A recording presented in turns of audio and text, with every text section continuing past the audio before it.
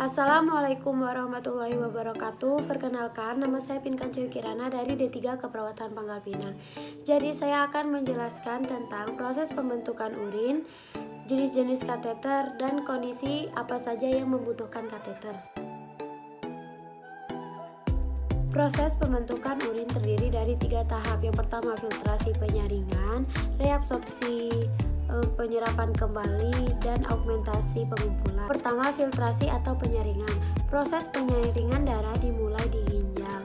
Darah yang mengandung zat sisa metabolisme akan disaring karena apabila tidak disaring itu akan menjadi racun bagi tubuh. Tahap ini terjadi di badan Malpighi yang terdiri dari glomerulus dan kapsul Bowman. Glomerulus bertugas untuk menyaring air, garam, glukosa, asam amino, urea, dan limbah lainnya agar dapat melewati kapsul Bowman. Hasil penyaringan ini kemudian disebut dengan urin primer. Setelah filtrasi, proses pembentukan urin selanjutnya adalah reabsorpsi, yaitu penyerapan kembali. Penyerapan cairan tersebut dilakukan di tubulus proksimal nefron, tubulus distal, dan tubulus pengumpul. Air, glukosa, asam amino, natrium, dan nutrisi lainnya diserap kembali di aliran darah di kapiler yang mengelilingi tubulus. Setelah itu, air bergerak melalui proses osmosis, yaitu pergerakan air dari area yang berkonsentrasi tinggi ke konsentrasi rendah. Hasil dari proses ini disebut dengan urin sekunder.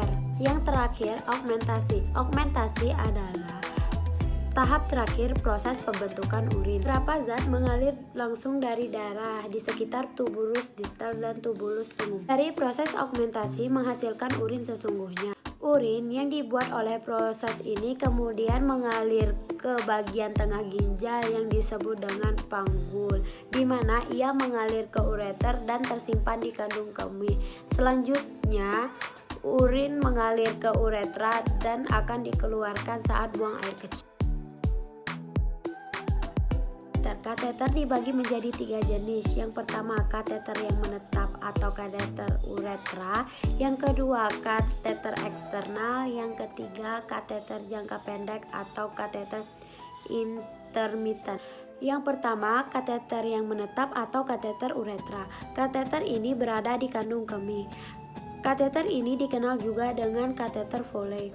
Kateter ini dapat digunakan dalam jangka waktu pendek maupun panjang. Yang kedua, kateter eksternal. Kateter eksternal adalah kateter yang ditempatkan di luar tubuh. Kateter ini biasanya digunakan oleh pria yang tidak memiliki resensi urin tetapi memiliki disabilitas fungsional ataupun mental yang serius seperti demensia. Yang ketiga, kateter jarak pendek atau kateter intermittent. Kateter intermittent adalah kateter yang diperuntukkan oleh pasien yang belum mampu buang air kecil dikarenakan operasi. Alat ini dapat digunakan sendiri ataupun dengan bantuan perawat.